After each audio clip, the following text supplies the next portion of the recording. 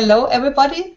We are in the Hangout for week 3 because we are at the end of the week about emerging markets. And I'm happy to have Thomas and Vito with me in the Hangout.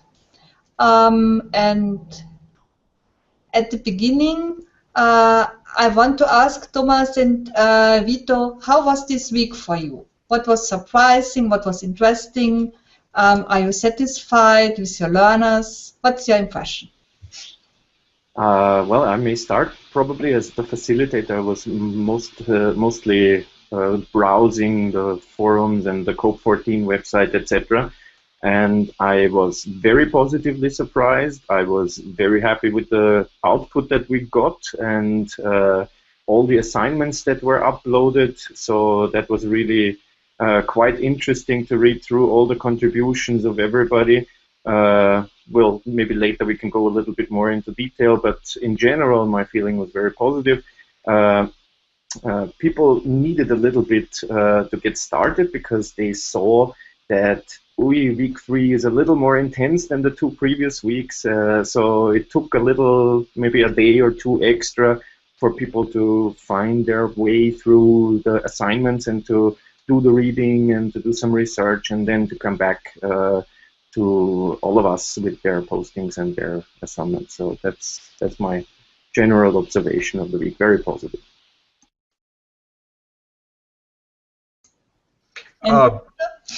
Yes, if I may, I totally agree. I share the same opinion of Thomas. It was a very interesting experience also from my side, and I was very happy to be able to follow all the development within the week 3 of the MOOC. Okay. I'm no business woman, so for me it was an interesting week, and it was fun to see how the learners were trying to understand what emergent markets are. And maybe, Tom, now it's time that you give your list or your explanation, or Vito, one of you. So how do you define emergent markets? Let the expert talk. Thank you very much, Thomas. Well, actually, emerging markets, they are located in an intersection between developing and mature developed markets. It means that in terms of GDP per capita, they are located in this intersection, which is one characteristic, one part of the definition.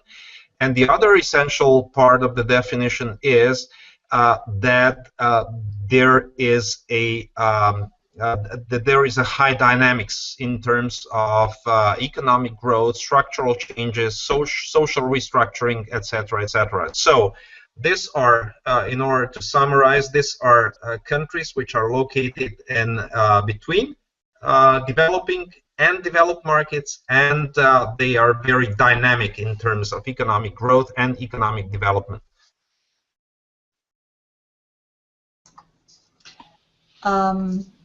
And may I? Yes, please. Yes, because this also relates directly to some of the questions that always came up during the week in the discussions, but also actually some of the questions that you also collected, Jutta. And one of these questions, if I may reproduce that, maybe for you, Vito, to tell us a little bit more about it. Some people came across the concept of frontier markets, so a subset of emerging markets that are yet a little less developed than the classical BRICS and other very well-known emerging markets, but could be the tigers or the big growers of the future. So where can you draw the distinction? Which markets do you see as frontier markets? Which would you see as the classical emerging markets? Okay, yeah, well, frontier market is a type of the country that is not a developed market. So this was, you know, emerging markets was a term coined during the 90s, and this term, a frontier market, was coined by IFC, International Finance Corporation, at the beginning of the 90s. So it's commonly used to describe a subset of emerging markets. Frontier markets are investable, but they have lower market capitalization and liquidity than the more developed emerging markets. This is a part of the definition, and here in the definition itself, it is reflected. The fact is reflected that it has been developed by International Finance Corporation, which is a financial institution. So they focus on market capitalization. And the frontier equity markets are typically pursued by investors seeking high long-term returns and low correlation with other markets. So the implication of a country being named as a frontier is that with time the market will become more liquid and exhibit similar risk and return characteristics as the larger, more liquid developed emerging markets. Okay, so to summarize, these are definitely emerging markets, but let's say the less developed emerging markets, as we could call it, or there are various terms used simultaneously. For example, The Economist uses the second wave of emerging markets for a very similar concept. So on the lower end of the spectrum, so to speak. If I also may add in general, you know, we saw like a large number of additional videos, definitions, website links coming in, actually for all of the assignments, also for the first assignment, of course. And there are also, of course, and this is what also we aimed for in the assignment, conflicting definitions.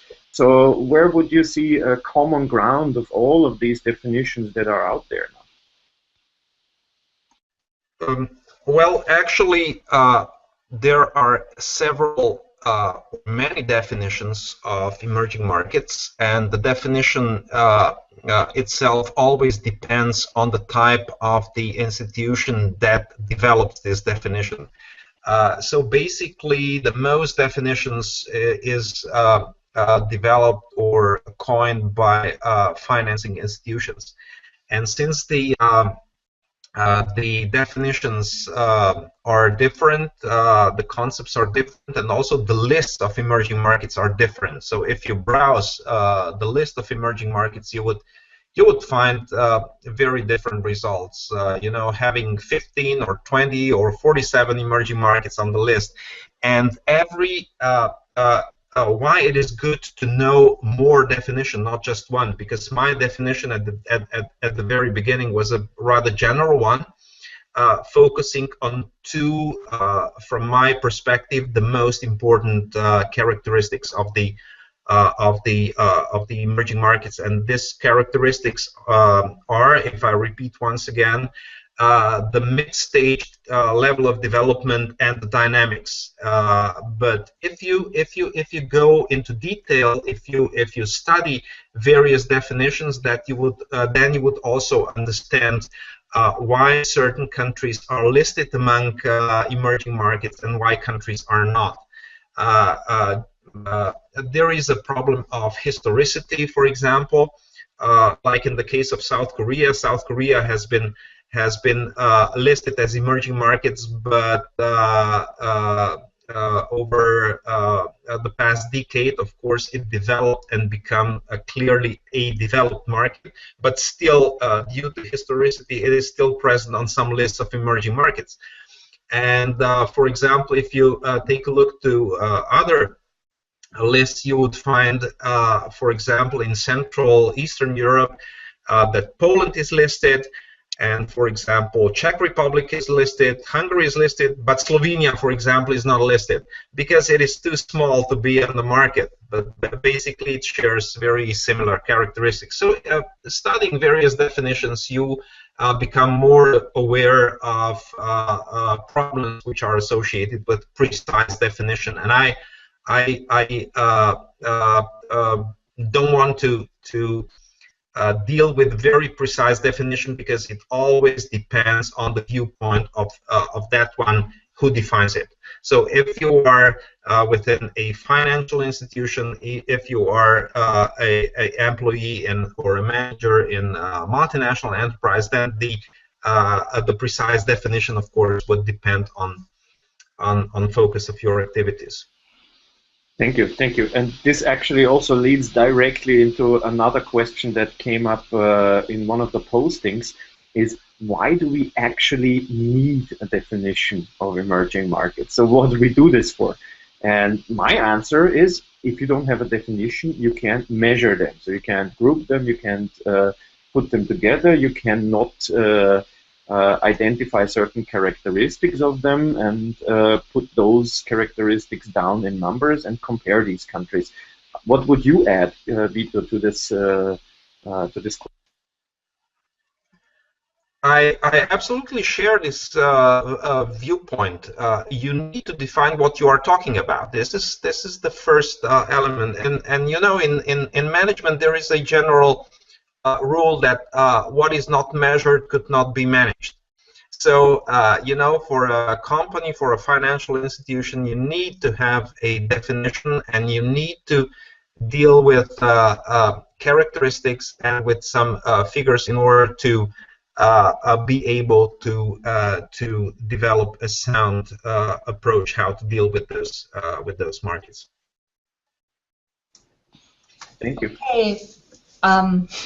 There was a question if Austria is an emergent market, because the brand made in Austria is becoming bigger and bigger. What's your answer? May I answer this question? Okay, thank you. Well, not everything what is growing is emerging. Okay, could be described as emerging. Austria is, by any definition, not an emerging market because it doesn't feed it doesn't meet the first criterion, which is the mid GDP per capita. So the middle class of development, the middle stage of development. So Austria is, in terms of GDP per capita, and emerging markets, and we don't apply the term emerging markets to products or brand name, but to entire countries. And of course, Austria is ranked among mature, advanced economies. Nothing to add. Okay, thanks. And there were some learners who think about these multinational companies who want to sell their products and maximize their profits in emerging markets. If we want this, if Europe hasn't other values and shouldn't support labor laws or ecological standards who are not as good as they are in Europe. So what do you think about this aspect of working or making, with emerging markets? So this directly relates to the second and also partially to the advanced, to the third assignment, where there has been a discussion actually among a number of learners on whether there should be other criteria to measure success besides the economic growth, besides growth in profit, revenue, whatever a multinational also focuses on. And I personally, I thought that this was a very interesting strand of the discussion, because it also led towards critical comments and a more reflected point of view. And there was definitely also the notion of, what if the multinationals leave, let's say, traditional European production locations in some Western industrialized countries and move to emerging markets, which in some cases also have lower standards in terms of labor protection, lower standards in environmental protection, lower standards in product safety. You know, just imagine certain news articles that you have read on milk products for children in China, yeah, etc. So food security, product safety, but also production safety. In week 2, I think the discussion circled also around the rights of workers in Bangladesh when factories collapse. Yeah, so this is a direct example for this type of discussion: labor standards and other standards. Is there a competition among countries for lower standards to keep or to stay attractive for multinationals? So this was the main theme, so to speak, of these discussions. Shouldn't we focus on other values besides profit maximization, so to speak? Maybe Vito, you want to give us some of your comments about this? Okay, thank you. I absolutely agree on that, and I would comment this from 2 points of view. The first one is formal, and the second one is developmental. From formal point of view, I need to say that the issues of the so-called social dumping and the issues of the so-called environmental dumping. So both results from lower social or environmental standards in certain countries, which lead towards cheaper production there. There is a very vivid and very strong negotiations under the World Trade Organization that these 2 items or issues should be regulated on a global scale. So according to me, it is just a question of a decade or even less, and it's going to be regulated under WTO umbrella. The second issue, which somehow supports this, I mean, the second viewpoint, which somehow supports this formal viewpoint, is the developmental one. With raising GDP per capita, with raising welfare and living standards in emerging markets, people, generally speaking, become more sensitive for social and environmental issues. Think, for example, of today advanced economies like the UK in 19th century or Western European countries at the beginning of the 20th century. We need to know that environmental standards were not an issue at all before the 70s in Western Europe. So they appeared in only 40 years ago in Western Europe. So at certain development point, at certain GDP per capita, these environmental standards and of course social standards, they appear, they become stronger, and this is exactly happening also in the emerging markets. Think of the melamine scandal, for example, in China, how Chinese customers got sensitive for food safety after that scandal. So it is really rapidly changing environment also in this area. Of course, in the short term, it might, you know, of course. MNEs, enterprises in general, they would like to maximize the profits, and of course they are seeking the best combination of production factors and business environment for their activities. But playing on social dumping and especially playing on environmental dumping, it's just a short or medium term strategy. It's not a long term strategy, according to me. I may also add that for many multinationals, it's actually an issue per se also, and it becomes part of their corporate social responsibility strategy. So it's hard if you are in at least the consumer market in the United States or in Europe to accept outrageously low standards if you want to sell on these markets, because sooner or later some NGO is going to come up with this story in Europe or in the US, and then it'll create negative public relations, it'll create a negative image, and companies are afraid of this because it costs them sales, it reduces the revenue.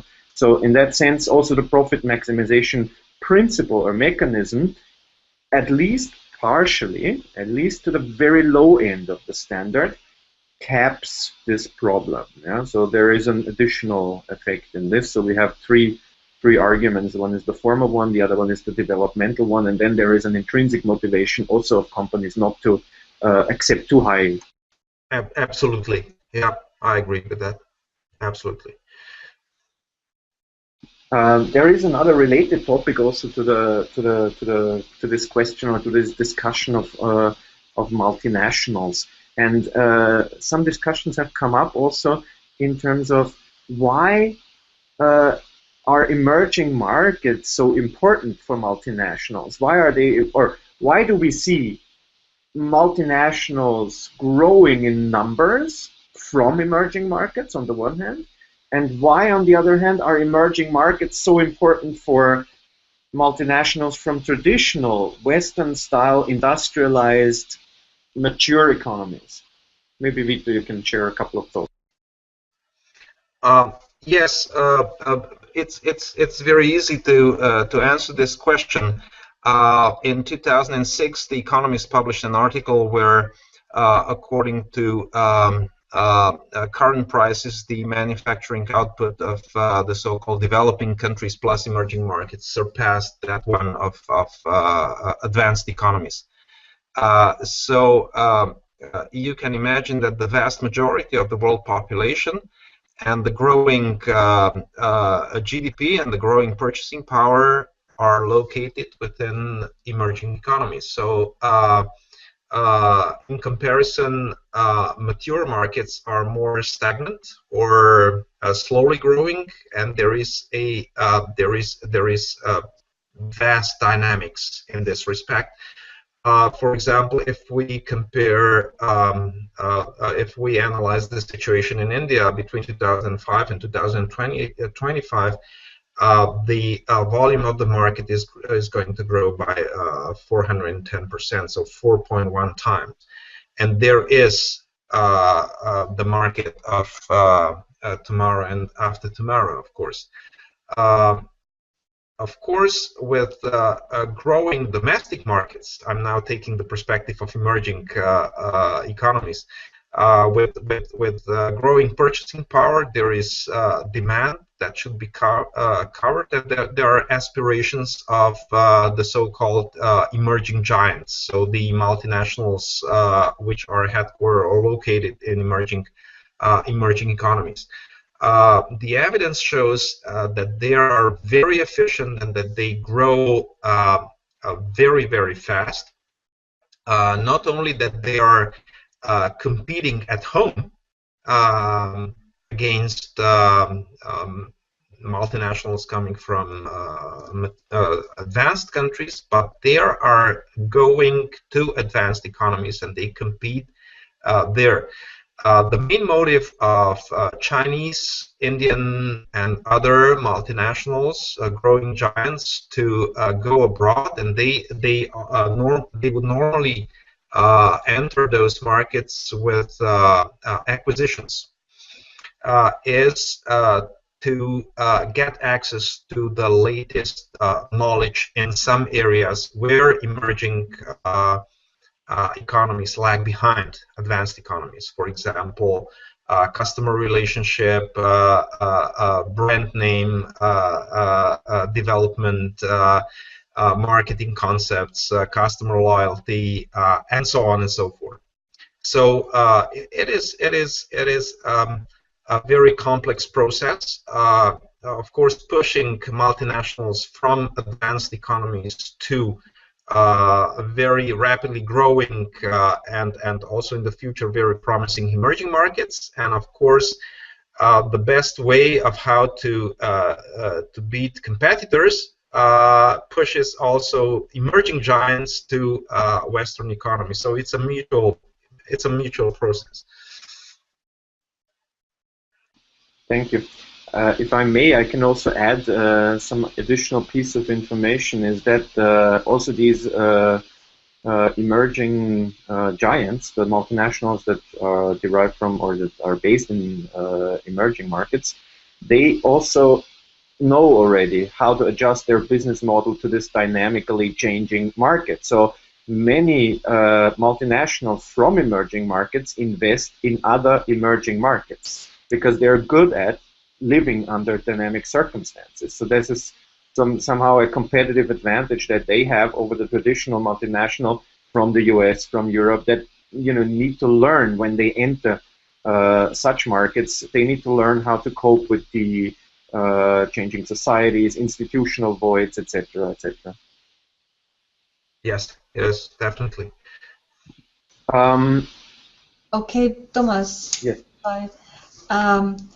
In week 2, there was the topic corruption from a legal side, but also in your week, there was discussion about corruption. What does it mean with respect to emerging markets?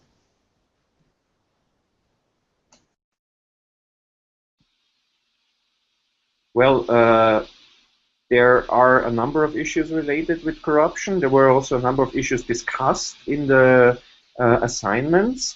And what I found very interesting was this kind of a there was kind of a conclusion in one of the discussions that went along the lines saying that, well, it's nice to have this European definition of corruption, which is crystal clear, but it's absolutely not applicable in many countries because there it's not even perceived as corruption if you, I don't know, invite somebody for a fancy dinner or something like that, because that's part of the way of doing business, part of the business culture even in some countries. So to draw the line very clearly and to have common standards for each and every market seemed to the participants of the MOOC a rather difficult challenge. So this is something that I took out from the discussion of the week, where we also had actually the fortunate situation that we had so many people from all over the world participating in the discussion and also sharing their experiences